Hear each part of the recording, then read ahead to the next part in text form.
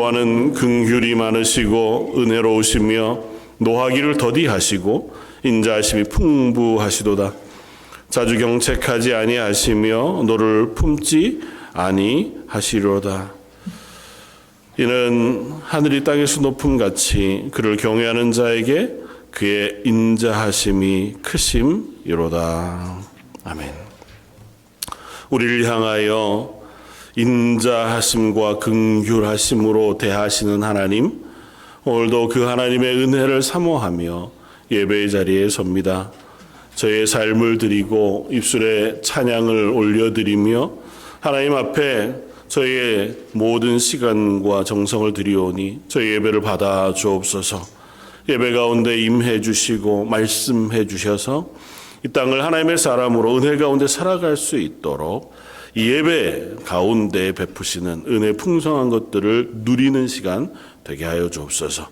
홀로 예배의 주인 되신 하나님께 찬양과 경배를 올려드리오며 모든 말씀 예수님 이름으로 기도드립니다. 아멘.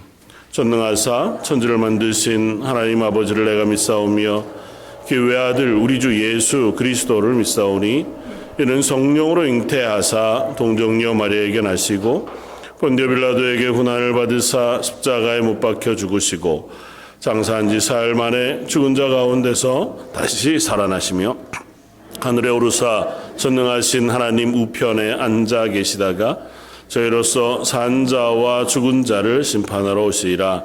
성령을 믿사오며 거룩한 공회와 성도가 서로 교통하는 것과 죄를 사하여 주시는 것과 몸이 다시 사는 것과 영원히 사는 것을 믿사옵나이다. 아멘. 찬송가 5장을 함께 찬양하시겠습니다.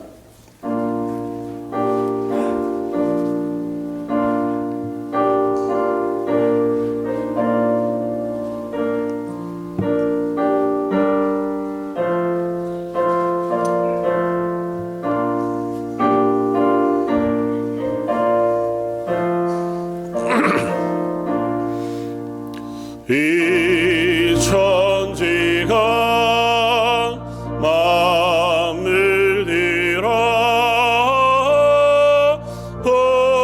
복주시는 주여와 천능성부 성자 성령 찬송하고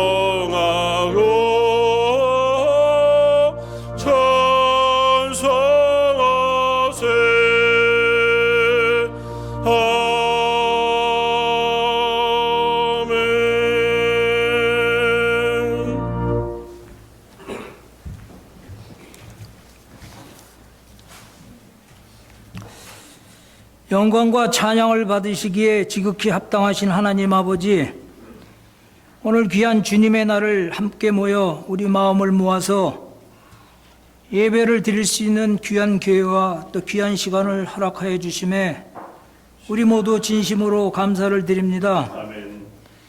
오늘도 우리의 예배를 받으시고 이곳에 함께한 모든 성도들이 주님의 사랑과 은혜를 깨달을 수 있게 주님 인도하여 주시옵소서. 사랑과 은혜가 충만하신 하나님 아버지, 우리들이 지난 한 주간 세상 속에 사는 동안 믿음의 연약함으로 또 부족함으로 인하여 많은 부분들을 주님의 합당치 않게 살았지만 하나님 아버지께서 저희들을 긍휼히 여기시고 다시 한번 주님의 사랑으로 용서하여 주시옵소서. 하나님 아버지, 저희들이 주님의 자녀로서 세상 가운데 살아갈 때 하나님께서는 때때로 더 큰 은혜를 주시기 위하여 우리가 생각지도 않은 많은 어려움들을 우리들이 겪게도 하십니다. 그럴 때마다 더욱더 하나님께로 가까이 나가게 그 어려움을 통한 또 하나님의 계획이 무엇인지를 깨달을 수 있는 믿음과 지혜를 허락하여 주시옵소서.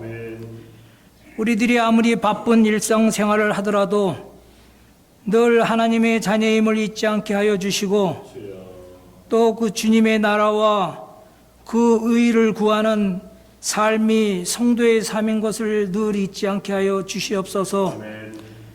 오늘도 상한 심령을 주 앞에 내어놓는 많은 성도들을 귀히 여기시고 하나님의 사랑으로 위로하시어 믿음으로 현실을 극복하며 소망 중에 기쁨으로 살아가도록 주님 인도하여 주시옵소서.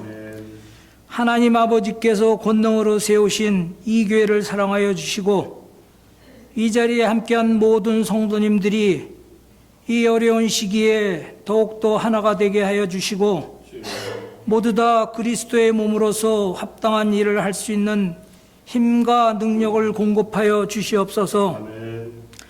점점 추워지는 겨울 날씨에 우리들의 신앙이 나태해지지 않게 하시고 또 육신의 연약함과 또 질병으로 힘들어하시는 모든 성도님들을 더욱더 보호하여 주시옵소서. 오늘도 예배를 드리는 모든 이들의 가정마다 하나님의 충만한 은혜가 함께 하시고 또 오늘도 말씀을 전하신 목사님과 듣는 우리 모두가 성령 안에서 하나 되게 하여 주시옵소서. 오늘의 모든 예배의 순서를 주님께 의탁하며 우리 주 예수 그리스도의 이름으로 감사하며 기도드립니다. 아멘.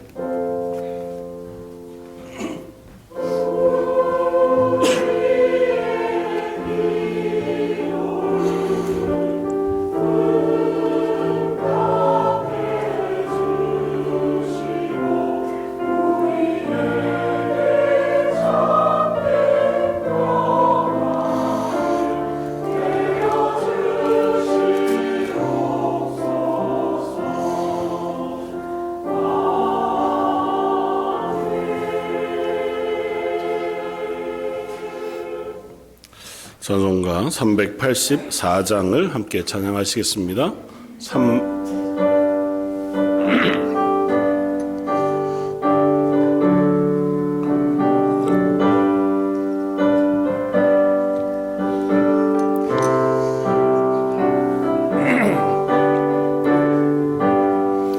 나의 걸 길 다가도록 예수 인도하시리. 내 주 안에 있는 길 어찌 의심하리요. 믿음으로 사는 자는 하늘 위로 받겠네. 이시리를 만나든지 만사 형통하리라.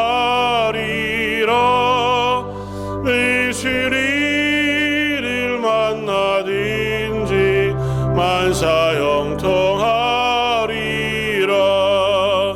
나의 걸 길 다가도록 예수 인도하시리. 어려운 일 당한 때도 족한 은혜 주시네. 나는 심히 고단하고 영혼 매우 가라라. 나의 앞에 반석에서 샘물 나게 하시래. 나의 앞에 반석에서 샘물 나게 하시래. 나의 걸 길 다가도록 예수 인도하시리. 기의 사랑 어찌 긴지 말로 할 수 없도다. 성령 감화 받은 영혼 하늘 날아갈 때에 영영 빌릴 나의 찬송. 예수 인도하셨네. 영영 빌릴 나의 찬송.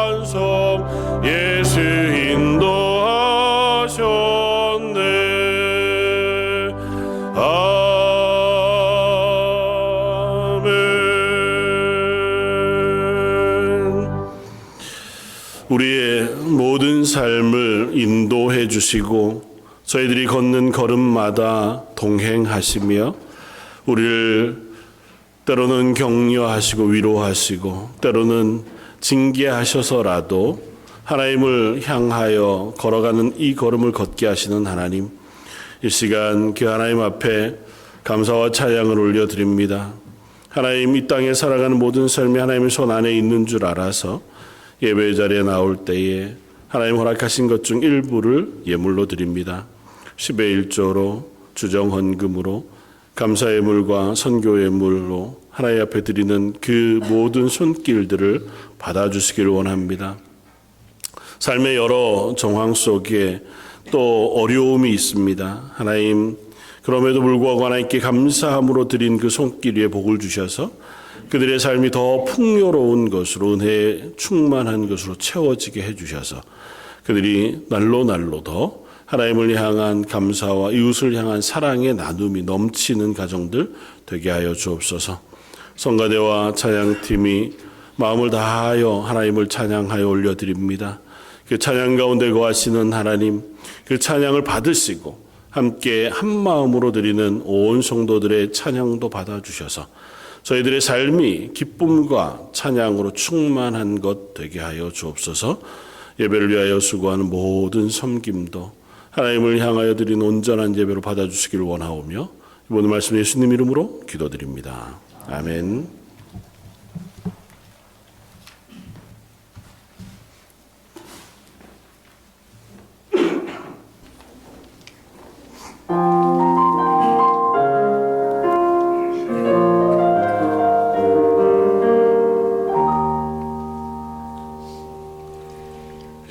빈손으로 왔습니다. 작은 사랑 가슴에 안고 순종하며 왔습니다. 가슴이 움직이는 대로 이곳에 왔습니다. 나를 버리고 내려놓을 때 내 안에 넘치는 사랑을 보았습니다. 작은 순종에 하늘 문을 여시는 그 사랑에 눈물을 흘립니다. 나 이제 이곳에 살아갑니다. 당신의 사랑 나누며 안중의 은이 되기를 이곳에 나를 묻고 내 생명 다할 때까지 떠나지 않습니다. 사랑 꽃을 피울 때까지.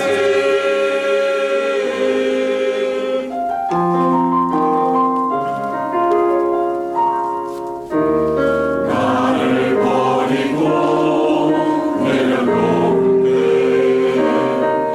내 안에 넘치는 사랑을 보았습니다. 작은 순종에 하늘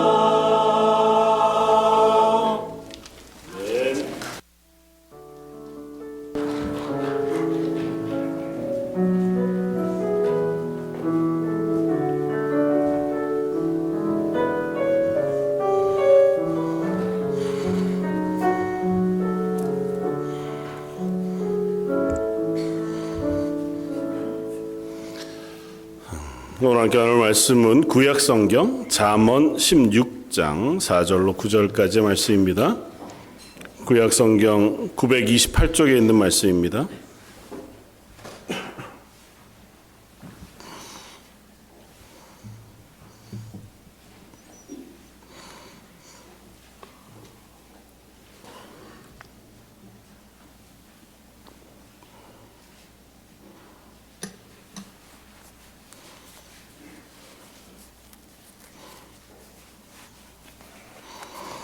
잠언 16장 4절로 9절까지.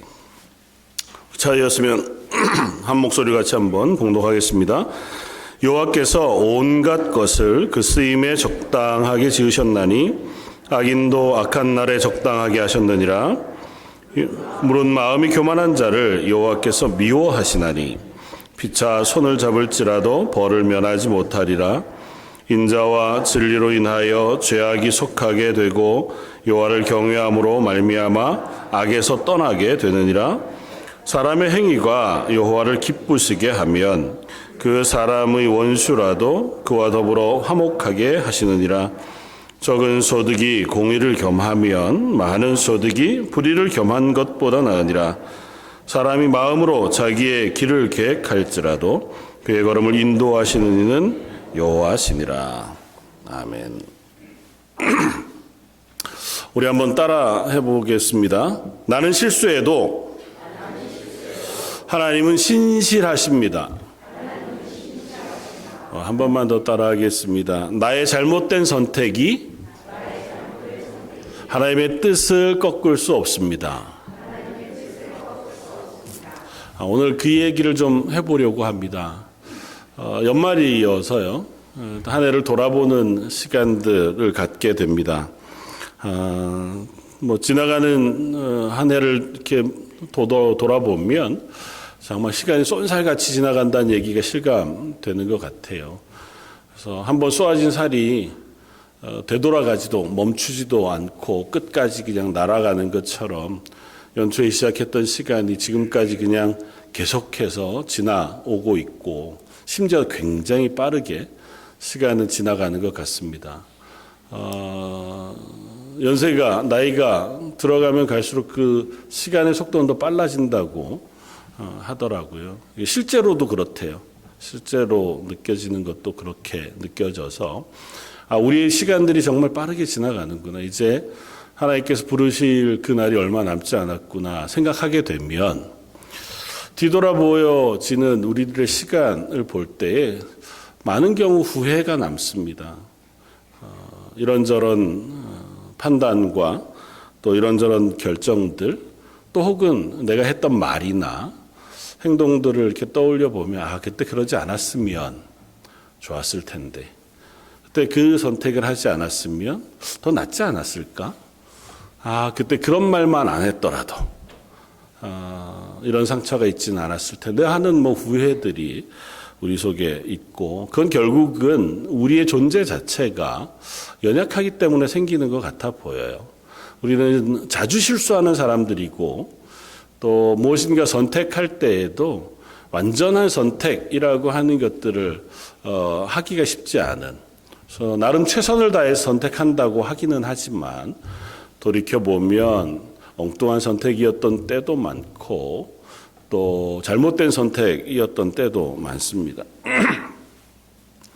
후회에 대한 연구가 종종 있는데요. 콜롬비아 대학에 있었던 샤디라고 하는 교수가 논문을 하나 썼습니다. 그분은 어떤 논문을 썼냐면 자기가 바라보는 나에 대한 생각과 후회에 대한 상관관계에 대한 논문을 썼는데 자기가 생각하는 자아, 나에 대한 것을 세 개로 나누었습니다. 하나는 그냥 객관적인 나, 누구의 아들, 누구의 딸, 누구의 남편 혹은 어디 직장의 누구 이런 나. 두 번째는 이상적인 나, 내가 기대하는 나, 이랬으면 좋겠는 것. 그러니까 나는 좀 남들에게 어떻게 존경받는 아니면 자녀들에게 아니면 지위로 아니면 지식으로 혹은 이상적으로 나는 이런 사람이었으면 좋겠다고 하는 기대하는 나. 세 번째는 이제 관계 속에서 규정되어지는 나, 누구의 아빠, 누구의 남편처럼 관계 안에서, 사회 안에서 규정되어지는, 그건 실제 나와 많이 흡사하지만 거기에는 기대도 포함되어져 있는 거죠.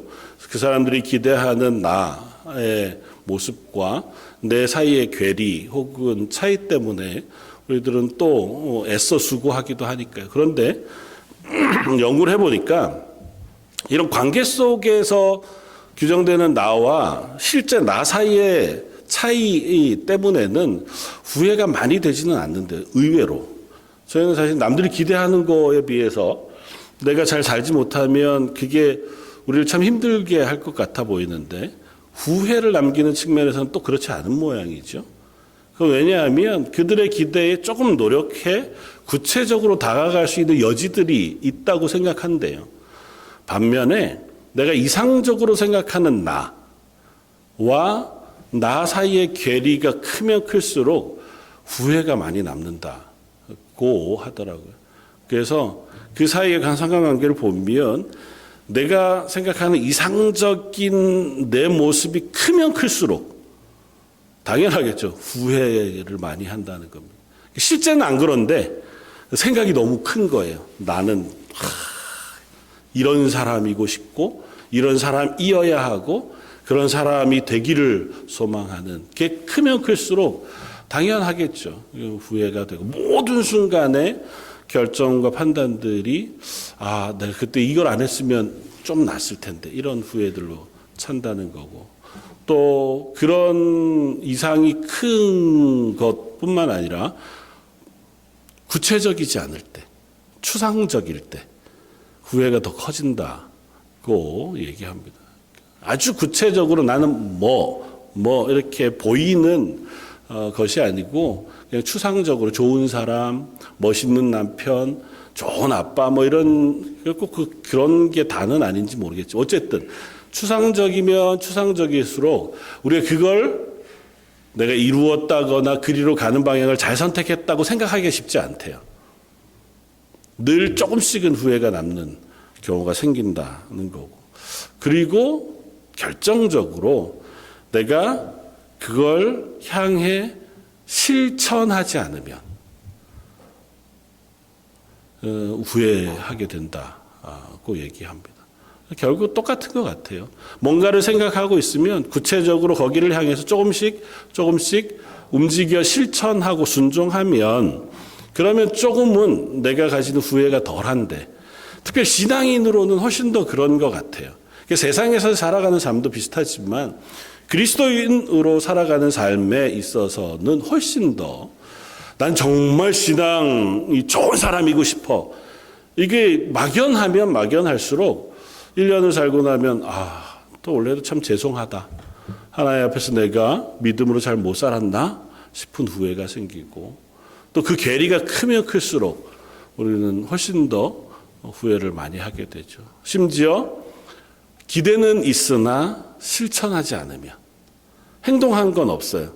나는 신앙인으로 잘 살고 있고 교회에 올해는 열심히 봉사하고 하나님 기뻐하시는 일을 해야지, 순종해야지 그랬는데 정작 내가 살아온 방식은 작년이나 올해나 비슷하면, 사실 믿음으로 사는 삶은 우리가 무엇인가 대단한 변화를 일으켜내기가 쉽지 않거든요. 익숙해서요. 그러니까 일상적으로 늘 하던 대로 살아가게 돼요. 그리스도인의 삶에서 특별한 계기, 그래서 나는 올해는 결단하고 하나님 앞에서 믿음으로 요걸 바꾸어야지, 요렇게 해야지라고 하는 다짐이나 혹은 결단, 변화를 일으켜내는 것이 그리 쉽지 않습니다. 그러다가 보니까 연말이 되면, 연말 꼭 아니어도 우리가 뭔가를 뒤를 돌아보다 보면 내 신앙생활 혹은 믿음으로 사는 삶에 대한 후회와 혹은 돌아보면 안타까움, 그리고 죄송함이 우리 속에 생기는 것 같아 보입니다. 여러분들의 지난 1년은 어땠습니까? 하나님 앞에서 지난 1년은 괜찮으셨습니까? 하나님 앞에 내가 계획한 대로 다는 아니지만 조금씩 순종하면서 오늘 성가대의 찬양이 순종이었는데 있는 그 자리에서 하나님의 말씀의 뜻에 순종하면서 걸어온 걸음이셨습니까? 아니면 뒤돌아보면 좀 후회가 된다 싶은 생활 혹은 시간들을 지나오셨습니까? 오늘 제가 칼럼에 옛날 얘기이긴 하지만 옛날 프로그램인 중에 무한도전이라는 프로그램 이야기를 써서 칼럼을 하나 썼는데요. 잘 아시겠지만 제가 이 캐나다 처음 올 때쯤 이 프로그램이 시작했고요. 그리고 10몇 년 동안 계속 되다가 지금은 하지 않는데 그 내용이 우스꽝스럽기도 하고 재밌기도 해서 저희 아이들이랑 캐나다 와서 매주 토요일마다 그래도 그것만은 같이 보면서 한국말도 같이 아이들이 잊어먹지 않도록 하고 우리도 적적한 시간 속에 같이 웃고 지나는 시간들을 보냈었습니다. 보면 별 다르지 않아요. 그냥 예능하는 사람들 한 6명 모여가지고 지들끼리 이것저것 하면서 말장난도 하고 놀기도 하는 그런 프로그램인데 제목처럼 이것저것에 도전을 합니다. 그리고 나중에는 좀 심각해져서 막 길게 몇 달씩 프로젝트를 하고 조정에 도전하기도 하고 비인기 종목이었던 스켈레톤 이런 식의 동계 스포츠에도 도전하고 그래서 국가대표 선발전에도 나가보고 이렇게 하는 일까지 해요. 보면 그러면서 이름을 무한도전이라고 하기 전에 이름이 뭐였냐면 무모한 도전, 무리한 도전이었단 말이죠. 그러니까 무리한 거예요. 그걸 할 만한 실력이 안 돼. 그럴 만한 체력도 안 되고 그걸 할 만큼의 사람도 아닌데 그냥 시키는 거예요. 시키니까 해요. 하다가 보니까 조금은 뭔가 그 안에서 서로가 서로를 의지해서 무엇인가를 조금 향해 나아가는 그리고 그 안에서 힘겨워하는 모양이 또 우리들에게는 웃음을 주기도 하고 또 교훈을 주기도 하는 그런 시간 같아 보였습니다. 왜 그 얘기를 하냐 하면 저나 여러분들이 그리스도인으로 사는 삶이 비슷해 보여요. 우리가 그리스도인으로 하나님 앞에 사는 삶이 무모한 도전 같아 보입니다. 무리한 도전 같아 보여요. 왜냐하면 우리의 성정이나 실력이 하나님의 사람으로 살아내기에 한없이 부족하거든요. 하나님 부르심 앞에 순종하여 하나님을 기쁘시게 할 만한 수준과 실력이 우리들에게 참 없습니다. 그런데 그런 우리를 하나님 불러서 너는 내 것이다. 내 제자, 교회라고 불러주시면서 우리로 통하여 세상 가운데 하나님의 복음을 증거하게 하시고 하나님의 살아계심의 증인으로 삼으시며 우리로 복을 흘려보내주는 왕같은 제사장으로 삼으셨다는 거예요. 그 자체가 너무 하나님한테 그런 얘기를 하면 안 되지만 무모하시죠. 우리가 그 정도 실력이 안 되잖아요. 여러분들은 좀 낫겠지만 저는 그 정도 수준이 안 되는데 목회자로 삼으신 것도 혹은 그리스도인으로 서게 하신 것도 가끔 보면 이게 참 쉽지 않다. 내 힘에 부친다. 라고 하는 생각이 들 때가 종종 있습니다. 제가 학생 때 저 가르치던 은사 목사님이 이런저런 얘기를 하시면서 너는 몸이 하나고 너 할 수 있는 역량도 딴 사람에 비해서 대단히 뛰어나지 않다. 근데 너가 이것도 저것도 이것도 하면서 그걸 다 100%씩 할 수 있을 거라고 착각하지 마라. 한 사람이 세 가지를 100%씩 하면 몇 프로예요? 300%의 힘을 발휘해야 되는 거잖아요. 불가능하다. 너 하나당 50%씩만 해도 다 합치면 150%의 힘을 발휘해야 돼서 엄청 버거울 텐데 문제는 하나에 50%만 하면 그 역할을 진짜 제대로 못하는 것 같아서 힘들다는 거예요. 그리스도인의 삶이 비슷합니다. 한 가정에서 가정의 일원의 삶을 살아갑니다. 직장인으로 또 삶을 살아가요. 교회에서 직분자로 혹은 한 구성원으로 또 혹은 재직 부서나 성가대원 찬양팀으로 혹은 여러 섬기는 자리 또 선교회에서 자기의 역할을 합니다.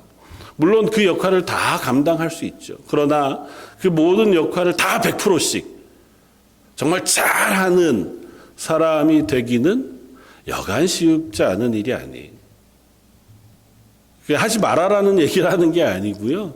우리가 지금 그리스도인으로 살아내는 게 그게 만만하지만은 않다고 하는 사실을 먼저 우리가 인정하고 오늘 말씀을 한번 나누어 보았으면 좋겠습니다. 오늘 본문 말씀 9절에 이렇게 우리에게 들려줘요.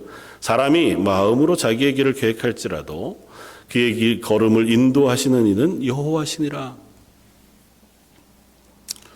그래서 한번 같이 고백하고 싶은 것은 계획은 우리가 해도 우리의 삶은 하나님 손안에 있습니다. 라고 하는 고백을 우리가 했으면 좋겠습니다. 사실 우리는 계획이 많습니다. 이런저런 인생을 향한 계획도 있고 또 삶의 이런저런 목적들과 목표를 향해 걷는 걸음도 있습니다. 그리고 기왕이면 좋은 사람, 좋은 신앙인, 좋은 가족의 일원 혹은 세상 가운데서 성공한 무엇이 되고 싶어 하면서 그 안에서도 도덕적으로도 신앙적으로도 괜찮은 사람이 되고 싶어 해요. 그래서 목표를 세우고 계획을 세웁니다. 근데 문제는 살다가 보면 그게 자꾸 어긋나요. 나는 악역이 안 되고 싶은데 하다 보면 어느 순간 내가 한 말 때문에 상처받는 사람이 생겨요. 나는 게으른 사람이 아니라 적어도 한 사람 이상의 몫을 하는 사람이고 싶은데 하다 보면 어딘가 내가 구멍을 내버려서 그게 일이 조금 더뎌지거나 흔들리는 것들을 발견하게 되기도 합니다. 가정에서도 교회에서도 특별히 신앙인으로. 그럼 우리가 계획하지 않았던 일들이 얼마나 자주 우리에게 닥치는지 내부적으로도 외부적으로도 우리는 상상도 손쓸 수도 없는 상황 속에 밀려오는 자연재해와 같은 일들도 없지는 않아서요. 그 속에서 우리는 우리의 계획이 흔들리고 포기되어지는 과정들을 겪습니다. 그러나 기억할 것은 그럴 때에도 우리의 삶은 하나님의 손 안에 붙잡혀 있다는 사실을 우리가 잊지 않았으면 좋겠습니다.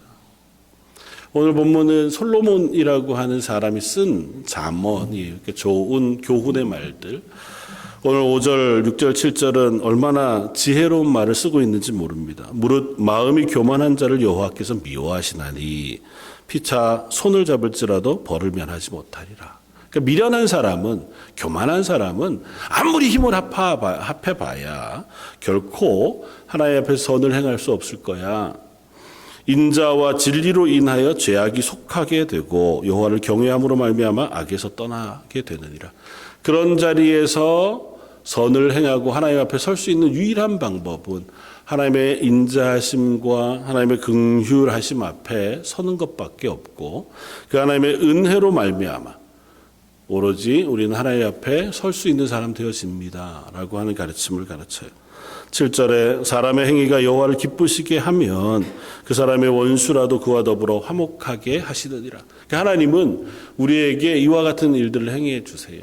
그러니까 우리가 누군가 원수가 졌다 할지라도 하나님 앞에 하나님이 바르게 하나님이 기뻐하시는 삶을 살아가면 하나님 그 어려운 관계조차도 고쳐주실 만큼 하나님 우리의 삶에 은혜 베푸시는 분이십니다. 얼마나 지혜로운 말이에요. 그런 솔로몬이 이 잠언을 쓰고 말년이 어땠습니까? 자기의 말대로 못 살았어요. 솔로몬은 사실은 하나님의 은혜로 태어난 아들이고 아버지 다윗 밑에서 믿음으로 자랐습니다. 그가 왕 위에 오를 수 없는 사람이었음에도 불구하고 하나님은 그를 왕으로 세워주셨어요. 왕으로 세웠을 때 하나님 앞에 믿음의 고백을 합니다. 성전을 봉헌해드리고 성전을 봉헌하면서 하나님 앞에 올려드리는 기도의 내용을 보면 얼마나 신실한지 모릅니다. 그는 하나님 앞에서 지혜로운 왕이었습니다. 하나님께서 그에게 지혜와 부와 명예까지 다 주셨어요. 그랬음에도 불구하고 그의 마지막 말년의 모습은 우리가 기대하던 것과 다릅니다. 아마 솔로몬 자기의 계획과도 달랐을 거예요. 자기는 무엇인가 하나님 주신 이 지혜로 이 나라를 더 힘있게 만들고 이 세상 가운데 더 힘있는 나라가 되게 하려고 시도한 일들이었을지 모르지만 그 계획의 결과는 뭐였습니까? 자기의 왕비들이 데리고 온 우상의 신전들이 예루살렘에 세워지고 그것으로 인하여 하나님을 섬기는 온전한 예배가 우상을 향해 흔들리게 되어지는 기회가 제공되고 말았습니다. 자기의 아들들을 위하여 잠언과 전도서라고 하는 이 귀한 말씀을 기록하면서 내 아들아 하나님을 경외하고 하나님이 너의 삶의 중심이 되어야 할 것이라고 가르쳤는데 정작 그의 아들 르호보암은 어땠습니까? 하나님 앞에 실패했습니다. 그의 아들 르호보암은 하나님 앞에 어리석었을 뿐만 아니라 왕으로서도 어리석었어요. 그래서 르호보암이 왕에 오르자마자 나라가 둘로 나뉘게 되는 참 참혹한 모습을 보게 되어지기도 합니다. 계획 같지 않아요. 그러면 하나님이 그를 버리셨나요? 그렇지 않습니다. 성경 안에 그런 인물들이 너무 많습니다. 우리가 잘 아는 야곱이라고 하는 인물은 형의 장자권만 내가 내 것으로 삼으면 그리고 그 장자권을 기회로 아버지 이삭에게 축복을 받으면 나는 하나님의 복을 받는 사람이 될 거야 라고 하는 계획과 실행을 했습니다. 그러고 나서 어떻게 됐어요? 도망해야 했습니다. 남은 인생 전체를 아버지 집에서 떠나 외삼촌 집으로 유리하며 긴 시간을 보내야 했습니다. 모세는 어땠습니까? 바로의 공주의 아들이라고 하는 자리에서 내가 가진 힘과 지혜와 또 열심을 가지고 동족인 히브리 사람들을 돕고자 했습니다. 잘할 수 있을 거라고 했어요. 그래서 열심을 내어 동족을 괴롭히는 애굽 관리를 쳐 죽이기까지 했습니다. 결과는 어땠습니까? 동족인 히브리인도 모세를 존경하지 않아요. 언제 너를 우리의 재판관으로 삼았냐고 이야기하고 반대합니다. 심지어 바로는 그것을 빌미 삼아서 모세를 제거하려고 해요. 결국은 도망했습니다. 내 계획은 그렇지 않았는데 모세는 미디안 광야로 가 40년의 도망한 생활을 보내야 했습니다. 사도 베드로는 믿음의 사람이었고 열심히 있었습니다. 예수님을 향한 신앙의 고백을 얼마나 신실하게 했는지. 주님, 다 주를 버릴지라도 나는 끝까지 예수님을 따를 것입니다. 심지어 내가 만약 군대가 온다면 칼을 들어서 그 사람들을 막다가 죽는 한이 있어도 예수님을 떠나지는 않을 겁니다. 그런데 어떻게 했습니까? 도망가요. 예수님 재판하던 그 자리 멀찍이 서서 3번이나 예수님을 부인합니다. 마지막은 어떻게 해요? 저주했다고 씁니다. 상황이 급박하긴 했죠. 내 계획 같지 않아요. 부활하신 예수님을 만났음에도 불구하고 베드로는 뭐라고 고백합니까? 다시 고기 잡이나 하러 가야겠다. 그 얘기할 만큼 그는 자신에게 실망한 사람까지 갔습니다. 계획은 그렇지 않았어요. 그의 마음은 그렇지 않았습니다. 그렇게 되지 않았다고 하는 사실을 봅니다. 그럼에도 불구하고 그들은 모두 다 하나님 손 안에 있었습니다. 오늘 그래서 함께 고백하고 싶은 두 번째는 이것입니다. 우리의 실수가 하나님의 뜻을 막을 수 없다. 하나님은 우리의 실수에도 불구하시고 우리 안에 신실하게 일하신다고 하는 사실을 우리가 기억했으면 좋겠습니다. 하나님은 오늘 말씀을 시작하면서 읽었던 말씀 중에 4절 독특한 말씀을 우리에게 들려줘요. 여호와께서 온갖 것을 그 쓰임에 적당하게 지으셨나니 악인도 악한 날에 적당하게 하셨느니라. 잘못 읽으면 이게 무슨 말이죠? 하나님 악한 사람도 짓고 선한 사람도 짓고 이 사람도 짓고 저 사람도 지어서 그 쓰임새에 따라서 그때그때 사용하시는구나 처럼 읽히기도 해요. 근데 궁극적으로 읽어보면 이 말의 내용은 뭐냐 하면 혹 우리는 악할 수 있어요. 그럼에도 불구하고 그 악한 사람의 삶조차 하나님의 주권 아래 있다고 하는 사실을 선명하게 얘기해 줘요. 선하고 하나님 앞에 신실하고 하나님 말씀에 순종하는 사람만 하나님 붙잡고 계시는 것이 아니라 그렇지 않은 인생들조차도 하나님의 주권 아래 있다고 하는 사실을 말씀해 줍니다. 그러니까 온 세상은 하나님의 주권 아래 있어요. 세상의 시작과 끝은 하나님이세요. 물론 그 안에 우리에게 자유의지를 주셔서 우리가 우리의 뜻대로 계획하고 또 우리 뜻대로 선택하고 때로는 실패하고 때로는 순종하여 살아가는 삶을 살지만 시작과 끝은 하나님 손 안에 있어요. 그 섭리를 어떻게 행하시는지에 대해서 우리가 다 알 길이 없습니다. 그러나 하나 분명한 고백은 그 모든 것 위에 하나님의 주권이 덮고 계시다는 거예요. 다시 말하면 우리는 그 안에서 숱한 실패와 실수를 반복합니다. 하나님 앞에서 바른 길을 가야 하는데 꼭 그렇지만 못할 때도 있고 그게 우리의 나태함 때문일 수도 있고 우리의 게으름 때문일 수도 있고 우리의 욕심 때문일 수도 있고 우리의 탐욕 때문일 수도 있지만 그런 실수와 실패, 잘못된 선택이 있다 손쳐도 그 결론까지 이끄시는 하나님의 뜻을 바꿀 수는 없다고요. 함부로 해도 된다는 얘기가 아니에요. 하나님은 그 모든 것을 하나님이 원하시는 자리까지 우리를 기꺼이 인도해 가실 거라고요. 아까 우리가 나누었던 사람들의 예를 우리는 잘 압니다. 야곱은 그렇게 외삼촌 라반의 집으로 가서 긴 시간을 마치 종처럼 하인처럼 그 집의 일꾼처럼 지냈습니다. 그럼에도 불구하고 하나님은 야곱에게 약속하셨잖아요. 내가 어디로 가든지 내가 너와 항상 함께 할 것이다. 다시 이리로 돌아올 때까지 내가 너를 떠나지 않겠다고 약속하신 약속을 지키셨습니다. 그 시간이 오래 걸렸고 그 시간이 험악했습니다. 나중에 바로 앞에 고백하기를 내 지난 나그네 세월이 130년이었지만 실로 험악했습니다라고 고백할 만큼 그의 인생이 험악했어요. 어려움도 많았고 슬픔도 많았고 힘겨운 시간도 많았습니다. 그렇다고 해도 하나님 그 야곱의 인생을 떠나지 않으셨다고요.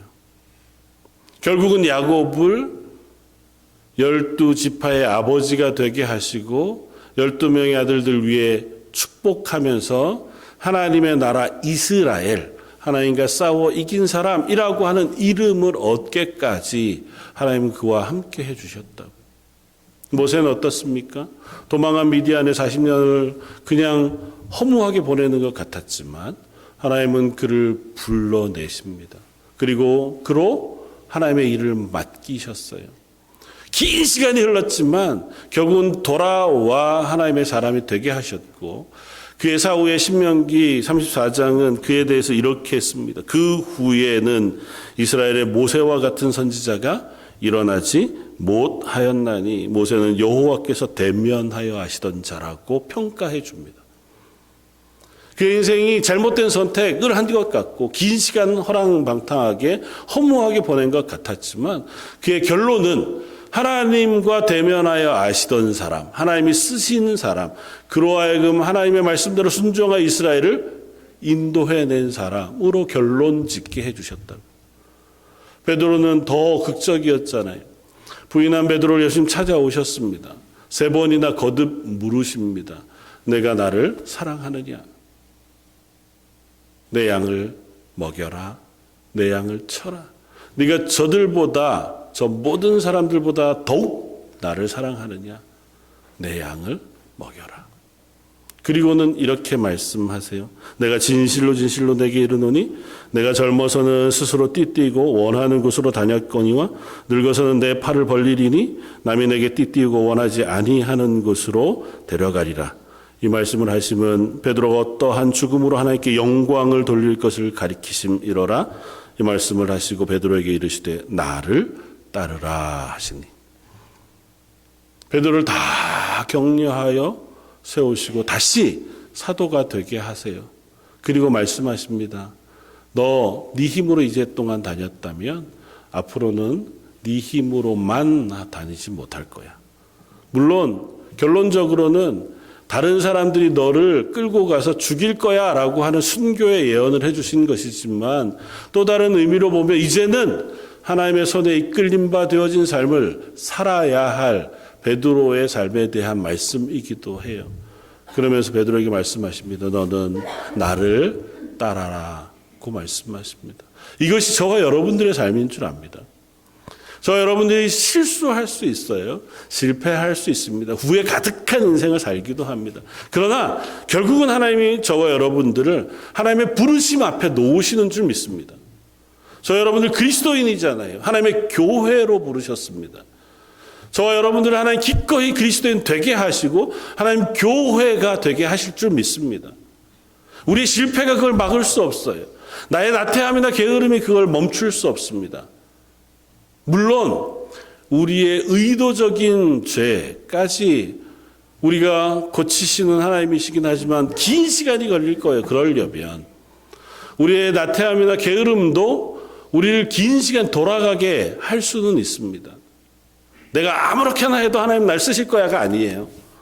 우리가 아는 것처럼 야곱은 자기 인생 전부가 쓰였습니다.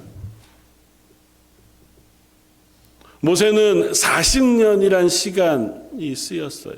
우리가 잘못하면 돌아가야 해요.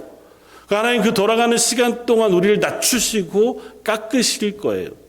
그러나 포기하지는 않으세요. 저 여러분들 그리스도인으로 불러내신 이상 저 여러분들은 반드시 그리스도인으로 살게 하실 줄 믿습니다. 로마서 말씀 가운데 사도 바울은 로마인 교회에게 이렇게 말합니다. 로마 10장 9절. 내가 만일 내 입으로 예수를 주로 시인하며 또 하나님께서 그를 죽은 자 가운데 살리신 것을 내 마음에 믿으면 구원을 받으리라. 사람이 마음으로 믿어 의에 이르고 입으로 시인하여 구원에 이르느니라. 이 말씀을 하고 뒤에 어떤 말을 연결하냐 하면 누구든지 주의 이름을 부르는 자는 구원을 받으리라. 그런즉 그들이 믿지 아니하는 이를 어떻게 부르리요? 듣지도 못한 이를 어찌 믿으리요? 전파하는 자가 없이 어찌 들으리요? 기록된 바 보내심을 받지 아니하였으면 어찌 전파하리요? 기록된 바 아름답도다 좋은 소식을 전하는 자들의 발이여 함과 같으니라. 이 말씀을 우리가 묵상하면서 그렇지, 복음 전하는 자들이 하나님의 밝히 쓰임을 받는 거지, 선교사님들이 하나님의 기임을 쓰임을 받는 거지, 그렇게 고백하기도 하잖아요. 조금 더 넓게 봐야 합니다. 이건 저와 여러분들을 향한 말씀이에요. 저 여러분을 하나님 교회라고 부르십니다. 그리스도인이라고 말씀하세요. 제가 아마 설교하면서 수백 번 수천 번도 더 했을 말씀. 저 여러분들은 이 땅 가운데 하나님의 살아계심을 증명하는 사람들입니다.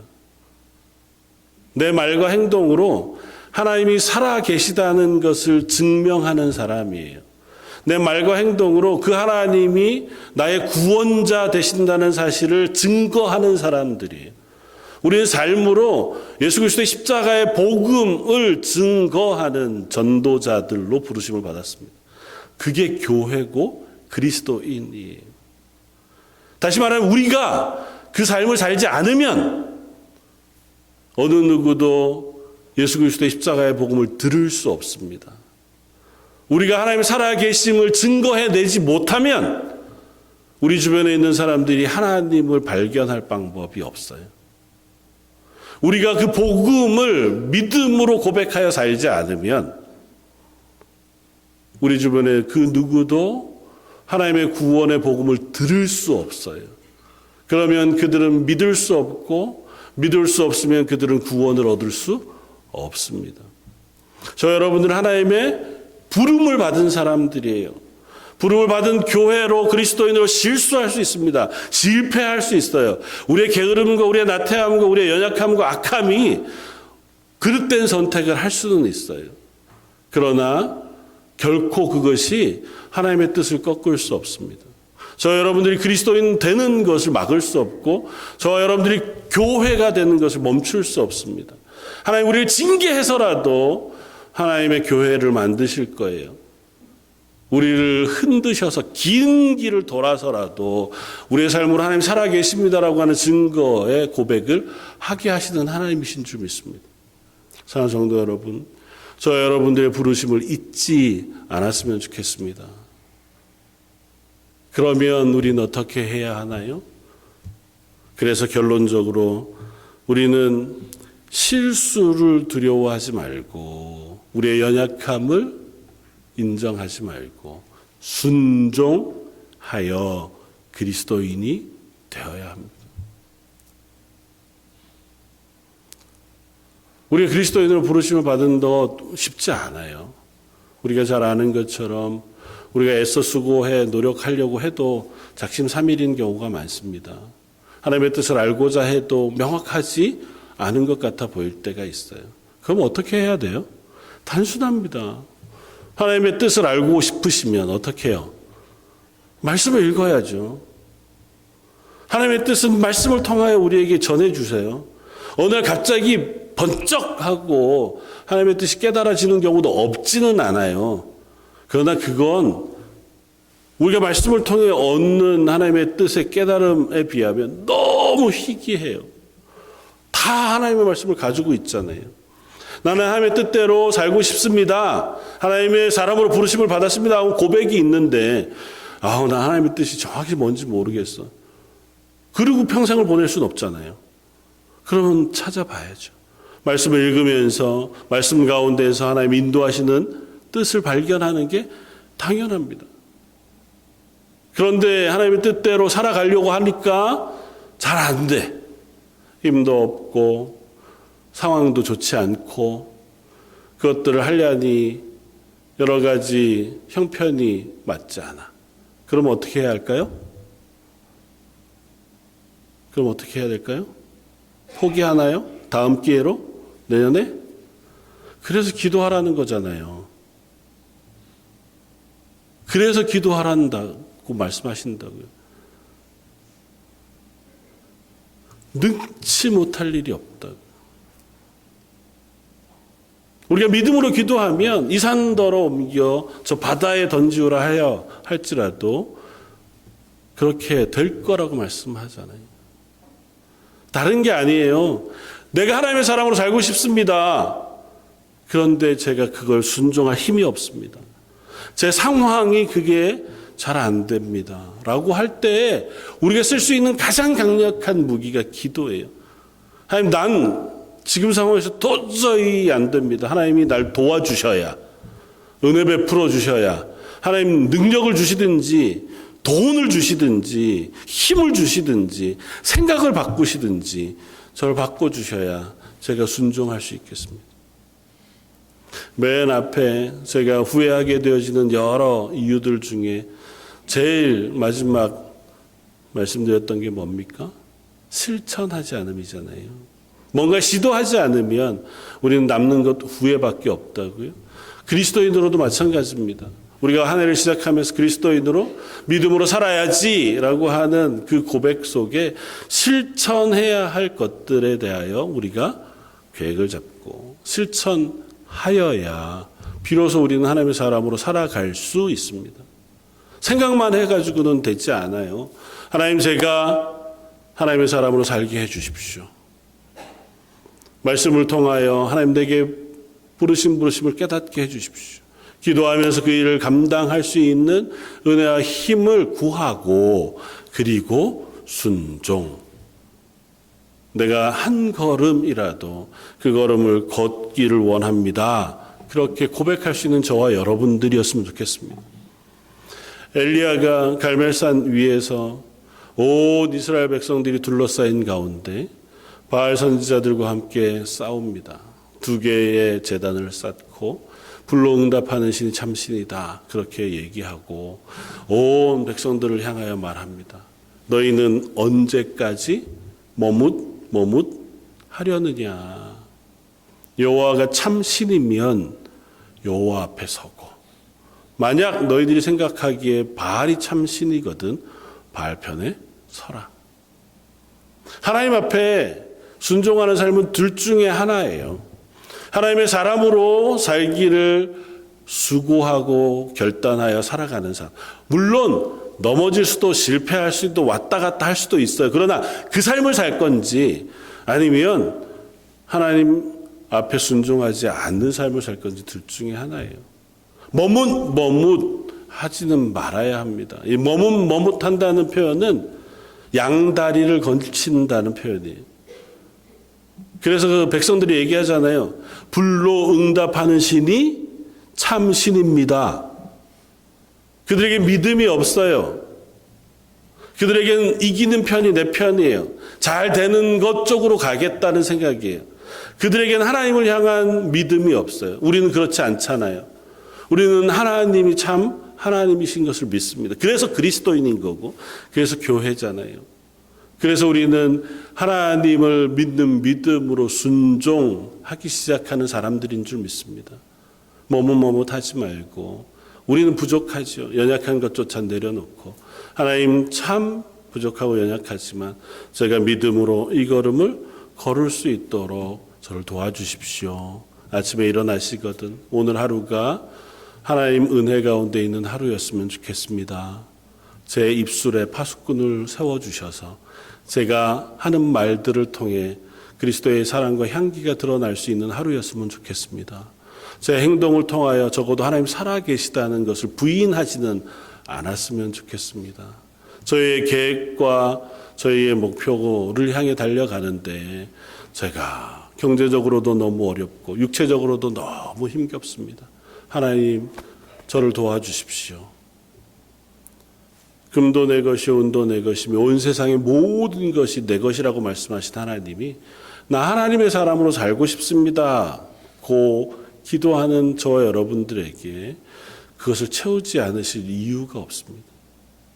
사랑하는 성도 여러분, 우리는 혹 어리석을지라도 우리를 향하신 은혜 베푸신 하나님 늘 신실하시다는 사실을 잊지 말고 하나님 이제는 그 하나님 말씀 앞에 한 걸음이라도 걸을 수 있는 사람 되게 해주십시오. 기도하는 저 여러분들 되시기를 주님의 이름으로 부탁을 드립니다.